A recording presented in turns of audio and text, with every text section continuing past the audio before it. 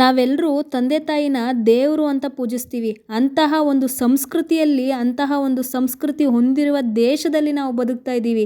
ಅಂಥದ್ರಲ್ಲಿ ಈ ವ್ಯಕ್ತಿ ಇಷ್ಟು ನೀಚವಾಗಿ, ಇಷ್ಟು ಕೀಳಾಗಿ ಒಂದು ತಂದೆ ತಾಯಿಯ ಲೈಂಗಿಕತೆ ಬಗ್ಗೆ ಈ ರೀತಿ ಮಾತಾಡ್ತಾನೆ ಅಂತ ಹೇಳಿದರೆ, ಈ ಒಂದು ವ್ಯಕ್ತಿ ನಿಜವಾಗ್ಲೂ ಪಬ್ಲಿಕ್ಕಲ್ಲಿ ಏನಾದರೂ ಬಂದಿದ್ದರೆ ನಿಜವಾಗ್ಲೂ ಅದೆಷ್ಟು ಜನ ಉಗಿದು ಉಪ್ಪಿನಕಾಯಿ ಆಗ್ತಾ ಇದ್ರು ಆ ದೇವ್ರಿಗೆ ಗೊತ್ತು.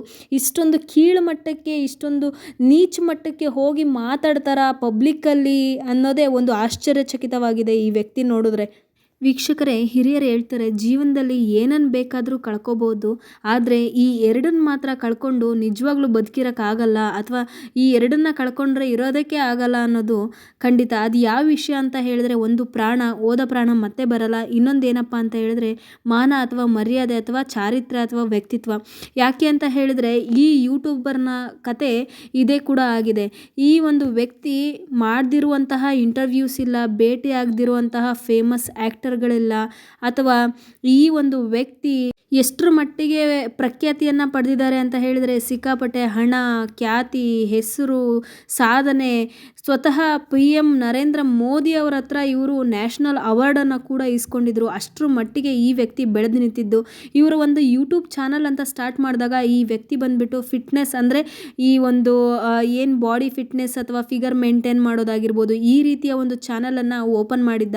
ಅದಾದ ನಂತರ ಈ ವ್ಯಕ್ತಿ ಬಂದುಬಿಟ್ಟು ಈ ಥರ ಇಂಟರ್ವ್ಯೂಸ್ಗಳನ್ನು ಮಾಡೋದು, ಅಥವಾ ಯಾರ್ಯಾರು ಪ್ರಸಿದ್ಧಿಯನ್ನು ಪಡೆದಿರ್ತಾರೆ ಅಥವಾ ಯಾರ್ಯಾರು ಹೆಚ್ಚೆಚ್ಚು ಖ್ಯಾತಿಯನ್ನು ಪಡೆದಿರ್ತಾರೆ, ಫೇಮಸ್ ಆಗಿರ್ತಾರೆ, ಅವ್ರುಗಳ ಒಂದು ಇಂಟರ್ವ್ಯೂಸ್ಗಳನ್ನು ಮಾಡುವಂಥದ್ದಾಗಿರ್ಬೋದು, ಅವ್ರುಗಳ ಹತ್ರ ಹೋಗ್ಬಿಟ್ಟು ಎಸ್ ಆರ್ ನೋ ಕ್ವೆಶನ್ಸ್ ಕೇಳೋದಾಗಿರ್ಬೋದು, ಅವರ ಜೀವನ ಶೈಲಿಯನ್ನು ಒಂದು ಯೂಟ್ಯೂಬ್ ಮುಖಾಂತರ ತೋರಿಸೋದಾಗಿರ್ಬೋದು, ಅಥವಾ ಅವರ ಬಗ್ಗೆ ಇರುವಂತಹ ಕುತೂಹಲಕಾರಿ ವಿಷಯಗಳನ್ನು ತಿಳಿಸುವುದು ಈ ವ್ಯಕ್ತಿಗೆ ಸಿಕ್ಕಾಪಟ್ಟೆ ಇಷ್ಟ ಆಗಿತ್ತು. ಹಾಗಾಗಿ ಒಂದು ಪ್ರಸಿದ್ಧ ಇಂಟರ್ವ್ಯೂವರ್ ಆಗಿ ಬೆಳೆದು ನಿಂತಿದ್ರು ಅಂತ ಹೇಳಿದ್ರೆ ತಪ್ಪಾಗಲ್ಲ. ಎಷ್ಟರ ಮಟ್ಟಿಗೆ ಬೆಳೆದಿದ್ದಾರೆ ಅಂದರೆ ಇಡೀ ಇಂಡಿಯಾದಲ್ಲಿ ಈ ಒಂದು ವ್ಯಕ್ತಿಗೆ ಸಿಕ್ಕಾಪಟ್ಟೆ ಮಿಲಿಯನ್ಸ್ ಫಾಲೋವರ್ಸ್ ಕೂಡ ಇದ್ದಾರೆ, ಫ್ಯಾನ್ಸ್ ಕೂಡ ಇದ್ದಾರೆ.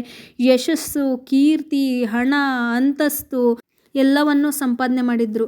ಆದರೆ ಈ ಒಂದು ಕಾರ್ಯದಿಂದ, ಈ ಒಂದು ಕ್ಷಣದಿಂದ ತಮ್ಮ ಮೇಲಿದ್ದಂತಹ ಗೌರವ, ಖ್ಯಾತಿ, ಪ್ರಖ್ಯಾತಿ ಎಲ್ಲ ಕುಖ್ಯಾತಿಗೊಳಪಟ್ಟಿದೆ. ಅಂದರೆ ಎಲ್ಲ ಮಾನ ಮರ್ಯಾದೆಯನ್ನು ಒಂದೇ ಕ್ಷಣದಲ್ಲಿ ಕಳ್ಕೊಂಡಿದ್ದಾರೆ. ಅಂತಹ ತಪ್ಪು ಏನು ಮಾಡಿದ್ರು ಈ ವ್ಯಕ್ತಿ? ಆ ಒಂದು ಇಷ್ಟು ವರ್ಷ ಸಂಪಾದಿಸಿದಂತಹ ಒಂದು ಖ್ಯಾತಿಯನ್ನು ಕೇವಲ ಒಂದೇ ಒಂದು ರೀಲ್ ಮುಖಾಂತರ ಎಲ್ಲವನ್ನು ನಾಶ ಮಾಡ್ಕೊಂಡಿದ್ದಾರೆ ಅಂದರೆ ಅದು ನಂಬೋದಕ್ಕೆ ಅಸಾಧ್ಯ. ಹೌದು ಫ್ರೆಂಡ್ಸ್, ಈ ವ್ಯಕ್ತಿ ಇದ್ದಂತಹ ಮರ್ಯಾದೆ ಎಲ್ಲನೂ ಕಳ್ಕೊಂಡ್ಬಿಟ್ಟಿದ್ದಾರೆ ಅಂತ ಹೇಳಿದರೆ ನಿಜವಾಗ್ಲೂ ತಪ್ಪಾಗಲ್ಲ. ಸೊ ಅದೇನು ಅಂತ ಪ್ರತಿಯೊಂದು ಬಗ್ಗೆನೂ ಇಲ್ಲಿ ಡಿಸ್ಕಸ್ ಮಾಡ್ತಾ ಹೋಗೋಣ. ಅದಕ್ಕೂ ಮುಂಚೆ ಯಾರೆಲ್ಲ ನಮ್ಮ ಯೂಟ್ಯೂಬ್ ಚಾನಲ್ನ ಸಬ್ಸ್ಕ್ರೈಬ್ ಮಾಡಿಲ್ಲ ದಯವಿಟ್ಟು ಸಬ್ಸ್ಕ್ರೈಬ್ ಮಾಡ್ಕೊಳ್ಳಿ. ಹಾಗಿದ್ರೆ ಬನ್ನಿ ನೋಡೋಣ, ಇಷ್ಟೊಂದು ಫೇಮಸ್ ಆಗಿರೋ ವ್ಯಕ್ತಿ ಇಷ್ಟೊಂದು ಒಂದೇ ದಿನದಲ್ಲಿ ಕುಖ್ಯಾತಿಗಾಗುವಂತಹ ಕೆಲಸ ಏನು ಮಾಡಿದ್ದಾರೆ ಅಂತ ಹೇಳಿಬಿಟ್ಟು. ಜೀವನದಲ್ಲಿ ಗೊತ್ತಿಲ್ಲದೆ ಕೆಲವೊಮ್ಮೆ ಮುಖವಾಡ ಹಾಕೊಳ್ಳೋದನ್ನು ನೋಡಿದ್ದೀವಿ. ಆದರೆ ಈ ವ್ಯಕ್ತಿಯ ವಿಚಾರದಲ್ಲಿ ಈಗ ನೆನೆಸ್ಕೊಂಡ್ರೆ, ಆಗಿರೋ ಒಂದು ಸಂದರ್ಭ ನೆನೆಸ್ಕೊಂಡ್ರೆ ಜೀವನವಿಡೀ ಮುಖವಾಡದಲ್ಲೇ ಬದುಕದ್ನ ಅನ್ನೋ ಒಂದು ಕ್ವೆಶನ್ಸು ಎಲ್ಲರ ಮನಸ್ಸಲ್ಲೂ ಮೂಡುತ್ತೆ. ಹಾಗೆ ಇತ್ತೀಚೆಗೆ ಹೇಗಾಗಿದೆ ಅಂತ ಹೇಳಿದರೆ, ಎಲ್ಲ ಫ್ಯಾಮಿಲಿ ಹಿಂದೆಲ್ಲ ಒಟ್ಟಿಗೆ ಕೂತು ಊಟ ಮಾಡಿಕೊಂಡು, ಒಟ್ಟಿಗೆ ಕೂತ್ಕೊಂಡು ಮೂವಿ ಆಗಿರ್ಬೋದು ಅಥವಾ ಒಂದು ಶೋ ಆಗಿರ್ಬೋದು ಎಷ್ಟೊಂದು ಎಂಜಾಯ್ ಮಾಡಿಕೊಂಡು ನೋಡುವಂತಹ ಸಂದರ್ಭ ಇತ್ತು. ಆದರೆ ಇತ್ತೀಚೆಗೆ ಕೆಲವೊಂದು ರಿಯಾಲಿಟಿ ಶೋ ಅನ್ನೋ ಹೆಸರಲ್ಲಿ ಶೋಗಳು ಬರ್ತಾ ಇದ್ದಾವೆ. ಆ ಒಂದು ಶೋಗಳನ್ನು ಫ್ಯಾಮಿಲಿ ಜೊತೆಗೆ, ತಂದೆ ತಾಯಿಗಳ ಜೊತೆಗೆ, ಮಕ್ಕಳ ಜೊತೆಗೆ ಕೂತ್ಕೊಂಡು ನೋಡುವ ಮಟ್ಟಿಗೆ ಆ ಶೋಗಳಿರಲ್ಲ. ಅಷ್ಟೊಂದು ಅಶ್ಲೀಲವಾಗಿರ್ತವೆ. ಅವರು ಬಳಸುವಂತಹ ಭಾಷೆಗಳಾಗಿರ್ಬೋದು, ಇದನ್ನು ಕಾಮಿಡಿ ರೂಪದಲ್ಲಿ ಅವರು ತಗೊಳ್ತಾ ಇದ್ದಾರೆ. ಆದರೆ ಅದು ಎಷ್ಟು ಅಶ್ಲೀಲವಾಗಿರುತ್ತೆ ಒಂದು ಫ್ಯಾಮಿಲಿ ಜೊತೆ ಕುತ್ಕೊಂಡು ನೋಡುವಾಗ ಅನ್ನೋದು ಅದನ್ನು ಅನುಭವಿಸಿದವರಿಗೆ ಮಾತ್ರ ಗೊತ್ತಿರುತ್ತೆ. ಸೊ ಅಂತಹದ್ದೇ ಒಂದು ಘಟನೆ ಇಲ್ಲಿ ನಡೆಯುತ್ತೆ. ಅದೇ ರೀತಿಯ ಅಶ್ಲೀಲವಾದ ಒಂದು ಶೋ ಅಂತಲೇ ಹೇಳ್ಬೋದು. ಇಂಡಿಯಾಸ್ ಗಾಟ್ ಲ್ಯಾಟೆಂಟ್ ಅನ್ನೋ ಒಂದು ಶೋ, ರಿಯಾಲಿಟಿ ಶೋ. ಆ ಶೋ ಎಷ್ಟರ ಮಟ್ಟಿಗೆ ಅಶ್ಲೀಲವಾಗಿದೆ ಅಂತ ಹೇಳಿದ್ರೆ ಇತ್ತೀಚೆಗೆ ಸುಮಾರಷ್ಟು ಆಕ್ರೋಶಗಳು ಬರ್ತಾ ಇದೆ ಈ ಒಂದು ಘಟನೆ ಆದ ನಂತರ. ಸೊ ಈ ಒಂದು ಶೋ ಅಲ್ಲಿ ಅನೇಕ ಕಾಮಿಡಿ ಮಾತುಗಳನ್ನ ಆಡ್ತಾರೆ. ಆ ಕಾಮಿಡಿ ಯಾವ ಥರ ಇರುತ್ತೆ ಅಂದರೆ, ಎಲ್ಲ ಸೊಂಟದಿಂದ ಕೆಳಗೆ ಪದಗಳನ್ನು ಯೂಸ್ ಮಾಡಿ ಅದನ್ನು ಕಾಮಿಡಿ ಕನ್ವರ್ಟ್ ಮಾಡಿ ಎಂಜಾಯ್ ಮಾಡುವಂತಹ ಶೋ ಇದಾಗಿದೆ ಅಂತ ಹೇಳಿದರೆ ಅದು ತಪ್ಪಾಗಲ್ಲ. ಇಂಥ ಒಂದು ಶೋನ ಸ್ಪರ್ಧಿಯಾಗಿ ಅಲ್ಲಿ ಒಂದು ವ್ಯಕ್ತಿ ಸಮಯ್ ರೈನಾ ಅಂತ ಒಂದು ಸ್ಪರ್ಧಿ ಅಲ್ಲಿ ಪರ್ಫಾರ್ಮೆನ್ಸ್ ಮುಗಿಸಿ ಆದ ತಕ್ಷಣ ಈ ವ್ಯಕ್ತಿ ಒಂದು ಸ್ಟೇಟ್ಮೆಂಟ್ನ ಕೊಡ್ತಾನೆ. ಯಾವ ವ್ಯಕ್ತಿ ಅಂತ ಹೇಳಿದರೆ, ನಾವು ಯಾವ ಯೂಟ್ಯೂಬರ್ ಬಗ್ಗೆ ಮಾತಾಡ್ತಾ ಇದ್ದೀವಲ್ಲ ಆ ಒಂದು ವ್ಯಕ್ತಿ ಒಂದು ಸ್ಟೇಟ್ಮೆಂಟ್ನ ಪಾಸ್ ಮಾಡ್ತಾನೆ. ಆ ಒಂದು ಸ್ಟೇಟ್ಮೆಂಟು ಈಗ ಇಡೀ ದೇಶದಾದ್ಯಂತ ವರ್ಲ್ಡ್ ವೈಡ್ ಸಿಕ್ಕಾಪಟ್ಟೆ ಒಂದು ವೈರಲ್ ಆಗಿ ರೀಲ್ ಆಗಿ ಕಾಣಿಸ್ಕೊಳ್ತಾ ಇದೆ. ಅದು ಏನಪ್ಪ ಸ್ಟೇಟ್ಮೆಂಟು ಅಂತ ಹೇಳಿದ್ರೆ, ಮೊದಲೇ ಹೇಳ್ದಂಗೆ ಈ ಒಂದು ಶೋ ಸಿಕ್ಕಾಪಟ್ಟೆ ಡಬಲ್ ಮೀನಿಂಗ್ ಮಾತಾಡುವಂತಹ ಶೋ ಆಗಿರುತ್ತೆ. ಆದ್ದರಿಂದ ಈ ವ್ಯಕ್ತಿ ಏನಂತ ಯೂಸ್ ಮಾಡ್ತಾರೆ ಅಂದರೆ, ನಿಮ್ಮ ತಂದೆ ತಾಯಿ ಲೈಂಗಿಕ ಕ್ರಿಯೆಯನ್ನು ನಡೆಸುವಾಗ ನೀನು ನೋಡ್ಕೊತಾನೆ ಕಾಲವನ್ನು ತಳ್ತೀಯಾ, ಅಥವಾ ನೀನು ಹೋಗ್ಬಿಟ್ಟು ನಿನ್ನ ತಂದೆ ತಾಯಿ ಲೈಂಗಿಕ ಕ್ರಿಯೆ ನಡೆಸುವಾಗ ನೀನು ಜಾಯ್ನ್ ಆಗ್ತೀಯಾ ಅಂತ ಆ ಸ್ಪರ್ಧಿನ ಕೇಳ್ತಾನೆ.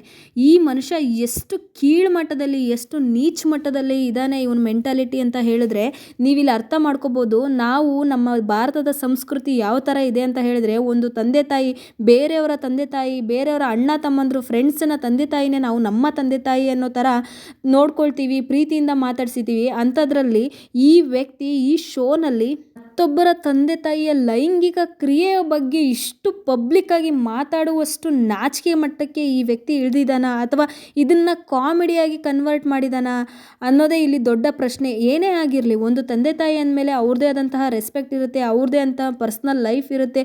ಅದು 4 ಕೋಣೆ ಮಧ್ಯೆ ನಡೆಯುವಂತಹ ಕ್ರಿಯೆಯನ್ನು, ಅದು ತಂದೆ ತಾಯಿಯ ಲೈಂಗಿಕತೆಯನ್ನು ಈ ಒಂದು ವ್ಯಕ್ತಿ ಇಡೀ ಒಂದು ಸೋಷಿಯಲ್ ಮೀಡಿಯಾದಲ್ಲಿ ಪಬ್ಲಿಕ್ಕಲ್ಲಿ ಈ ಒಂದು ಸ್ಟೇಟ್ಮೆಂಟ್ನ ಪಾಸ್ ಮಾಡ್ತಾನೆ ಅಂದರೆ ಇನ್ನೆಷ್ಟು ಇವನ ಮನಸ್ಸು ನೀಚು ಮಟ್ಟದ್ದು ಅಂತ ಹೇಳಿಬಿಟ್ಟು ನೀವೇ ಥಿಂಕ್ ಮಾಡಿ.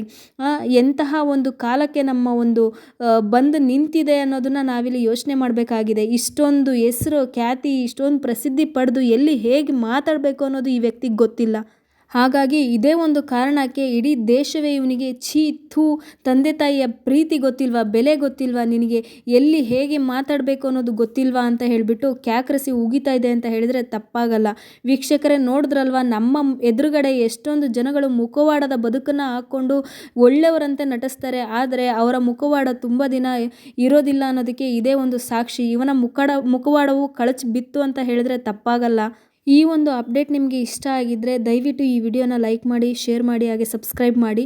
ಸೊ ನಾನು ನಿಮಗೆ ಸಿಗ್ತೀನಿ ಮತ್ತೊಂದು ವಿಡಿಯೋ ಅಪ್ಡೇಟ್ ಮುಖಾಂತರ. ಅಲ್ಲಿವರೆಗೂ ಎಲ್ರಿಗೂ ತುಂಬ ಧನ್ಯವಾದಗಳು. ಯಾರೆಲ್ಲ ಈ ವಿಡಿಯೋನ ನೋಡ್ತಾ ಇದ್ದೀರಾ ಇದೇ ರೀತಿ ಸಪೋರ್ಟ್ ಮಾಡಿ.